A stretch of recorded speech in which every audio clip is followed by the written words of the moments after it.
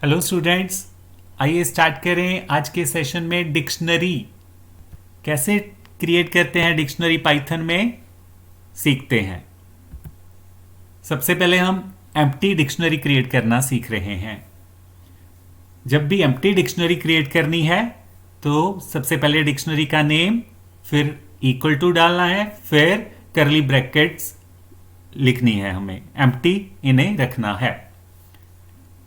तो D1 हमने dictionary का नेम लिया और करली ब्रैकेट्स के बीच में हमें कोई भी वैल्यूज नहीं लिखनी, क्योंकि हमें एम्प्टी डिक्शनरी क्रिएट करनी है, खाली डिक्शनरी क्रिएट करनी है। तो इस तरह से आपने सीखा कि कैसे एम्प्टी डिक्शनरी क्रिएट करते हैं।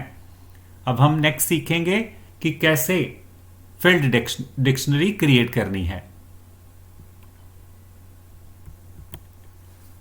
फिल्ड डिक्शनरी, यहां पे हम S1 डिक्शनरी का नेम ले रहे हैं और करली ब्रैकेट्स के बीच में हम स्टूडेंट का रिकॉर्ड फिल कर रहे हैं। तो सबसे पहले हमने स्टूडेंट का RNO एट्रीब्यूट लिया, 101 वैल्यू ली, और नेम एट्रीब्यूट लिया, फिर राघव वैल्यू ली, फिर मार्क्स एट्रीब्यूट लिया और 89 वैल्यू ली।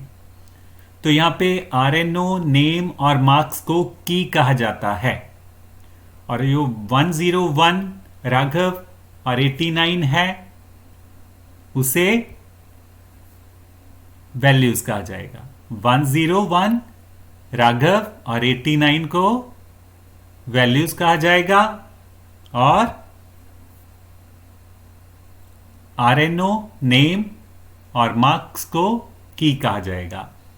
तो इस तरह से डिक्शनरी में वैल्यूज फिल करने के लिए हमें की भी देनी पड़ती है, और की के बाद कॉलन डालने के बाद हमें वैल्यू लिखनी है। तो इस तरह से डिक्शनरी क्रिएट होती है। तो डिक्शनरी में आपने सीखा कि जो RNO है, नेम है, मार्क्स हैं, वो की हैं, और जो 101 राघव और 89 है वो वैल्यूज हैं, और की और वैल्यू को कॉलन के साथ अलग किया जाता है। तो इस तरह से हमारे पास S1 डिक्शनरी में 3 की वैल्यूज पेयर्स हैं।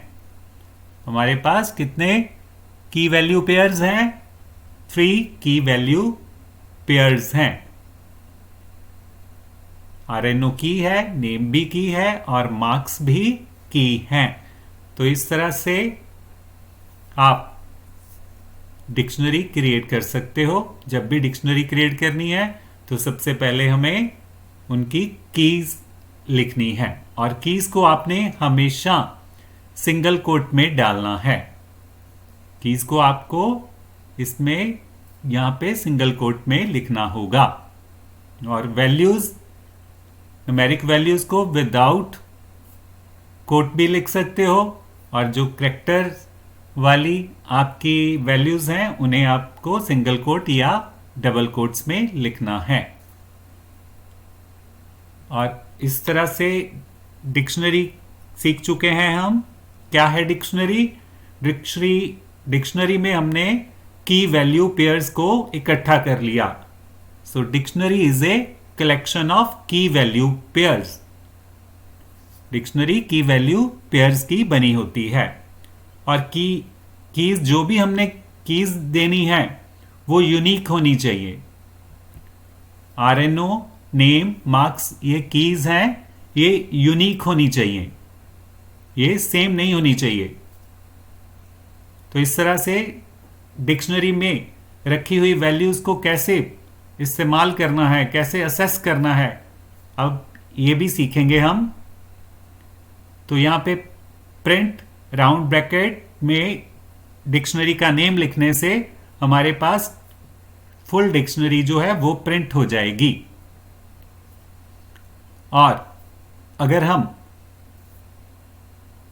हम इसके बीच के कोई भी वैल्यू देखना चाहते हैं, अगर डिक्शनरी में से हम कोई भी एक पेयर की वैल्यू देखना चाहते हैं, तो हमें प्रिंट कमांड के बीच में प्रिंट की राउंड ब्रैकेट्स के बीच में पहले डिक्शनरी का नेम लिखना है, फिर स्क्वायर ब्रैकेट डालनी है और फिर सिंगल कोट में की का नेम लिखना है। तो इस तरह से उस की जो भी वैल्यू होगी वो प्रिंट हो जाएगी।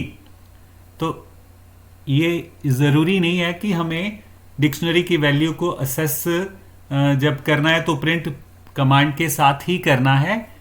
जहां पे भी हमें यूज करनी हो इसकी वैल्यू तो वो हमें सबसे पहले डिक्शनरी का नेम लिखना होगा, फिर स्क्वायर ब्रैकेट डालनी है और सिंगल कोट में की जो है वो लिखनी है और स्क्वायर ब्रैकेट लास्ट में बंद करनी है।